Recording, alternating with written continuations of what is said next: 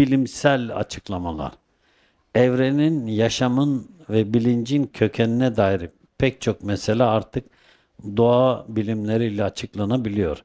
Örneğin evrenin başlangıcının kozmoloji, canlıların evrimini biyoloji, zihnin işleyişini ise nörobilim açıklıyor. Bu yüzden bu açıklama boşluğu için Tanrı'ya başvurma gereği azalıyor. Bu noktada bir sıkıntı yok ki. Dinin, İslam'ın bilimlerle alakalı bir sıkıntısı yok. Otursunlar varlığı incelesinler, otursunlar kozmolojiyi incelesinler, otursunlar nöroloji, nörobilimi incelesinler. Bunda bir sıkıntı yok. Yani ilim olarak siz ne tarafa doğru giderseniz gidin, neyi incelerseniz inceleyin. Bunları ayet-i kerimelerden çıkarmanız mümkün değil. Çıkarmayabilirsiniz de. Siz kozmolojiyi araştırdığınızda din sizi araştırmayın mı dedi. Veya siz nörobilimi araştırdığınızda din sizi araştırmayın mı dedi. Din ilim Çin'de de olsa hikmet daha doğrusu ilim de demiyor. Hikmet Çin'de de olsa gidip alınız. Hikmet Müslümanın yitik malıdır. Nerede bulursa alır. Bunlar da İslam'ın bir yasaklaması söz konusu değil. Veya dinin bunda yasaklaması söz konusu değil. Yani siz uzaya gittiniz de Kur'an mı yasakladı size? Hatta Kur'an size düşünmeyi, varlığın üzerinde tefekkür etmeyi, yaratılışın üzerinde tefekkür etmeyi sevk eder. Ve o tefekkürü de hadis-i şeriflerde der ki o tefekkür 80 yıllık nafile ibadetten üstündür der. Öyle olunca siz varlığın üzerinde tefekkür edin. Varlığın üzerinde düşünün, analizler edin. Varlığın üzerinde çalışın. Bakın normalde bu noktada dinin yasakladığı bir nokta yok. Ama şöyle bir şey var. Böyle benim de karşı olduğum dini meşrepler var. Şahsa ait bu. Yani bu tip böyle gelişmelere, bu tip şeylere açık olmayan, evet görüş ve düşünceye sahip olanlar var mı? Var. Ama bunlar normalde dinin kendisi değil. Yoksa siz oturun Cenab-ı Hak ayı nasıl yaratmış, güneşi nasıl yaratmış, evreni nasıl yaratmış, yaratılışın başlangıcına doğru gidebiliyorsanız gidin. Veyahut da varlığı istediğiniz noktada üzerine tefekkür edin. Nesini araştırmak istiyorsanız araştırın.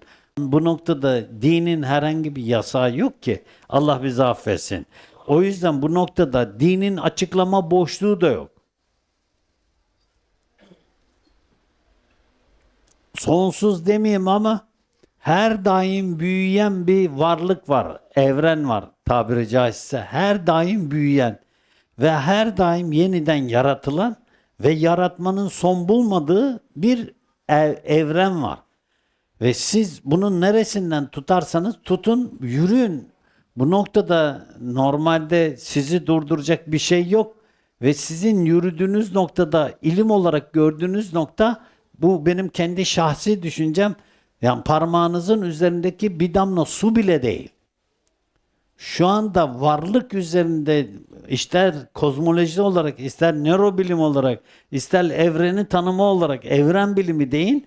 Siz nereye giderseniz gidin, şu anda insanlığın elde etmiş olduğu çok büyüttü bilgi, yemin ediyorum bunu inanaraktan söylüyorum, tırnağınızın üzerindeki bir damla su bile değil. Ulaşıldıkları yer. Daha şu anda ilim dediğiniz, bilgi dediğiniz şey insanı çözümleyememiş. Gözünün önündeki insanı çözümleyememiş henüz daha bilgi, ilim. İnsanı çözümleyememiş daha. Daha dağları çözümleyememiş. Daha okyanusu çözümleyememiş. Ya bırakın oralara gitmeye. Daha henüz piramidi çözümleyememiş, piramitleri. Bırakın işte bir Göbekli Tepe çıktı. Göbekli Tepe'yi çözümleyemediler.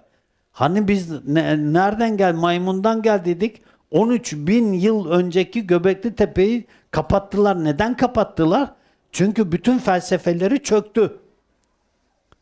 Bize 100 yıldan 200 yıldan beri dayattıkları Batı'nın dayattığı felsefe Göbekli Tepe'de çöktü. Buyurun Göbekli Tepe'de bak işte çıkarıyorlar. Cep telefonu var, bilgisayar var, arabalar var, uçaklar var. Göbekli Tepe'de. Senin geldiğin ilim bu noktada değil. Hani biz taş devri, tunç devri, puş devri oradan geldiydik. Hani biz maymundan geldiydik?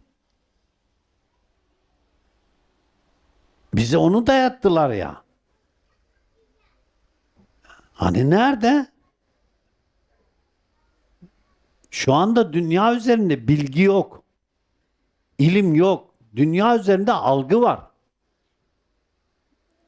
Dünya üzerinde ilim, bilgi üzerinden sömürü var. Uyandırmıyorlar insanları. İnsanları köleleştirme var dünya üzerinde. Sanki çok büyük bir bilgiye, çok büyük bir ilme sahiplermiş gibi algıyla yönetiyorlar dünyayı. Ve bütün dünya insanlarını hangi dinden olursa olsun sömürüyorlar. Hangi dinden olursa olsun hepsini katlediyorlar. İlim, bilgi denilen bir şey yok. Daha kendini tanımamış insan. Koca Yunus'un dediği gibi ilim ilim bilmektir, ilim kendin bilmektir. Sen kendin bilmezsen bu nice okumaktır. Adam normalde insanı çözümleyememiş en önemli. Neden çözümleyemiyor? Çözümlemesi bitmez çünkü insanın. Siz ilk Adem'in yaratılışını çözün ilk önce. Cenab-ı Hak bütün isimlerini ona hıfzettirdi, öğretti. Bu ne demek biliyor musunuz? Bütün isimleri öğretti demek. Ultra insan demek. Her şeyiyle bir tamam insan demek. Hem mana olarak hem manevi olarak hem de zahir olarak. Biz o insana ulaşamadık ki daha. Bakın o insana ulaşamadık biz daha. Neyi çözümlüyorlar? Sömürmeyi biliyorlar. Silahlanıyorlar, insanları savaştırıyorlar, oradan sömürüyorlar. Başka bir şey değil.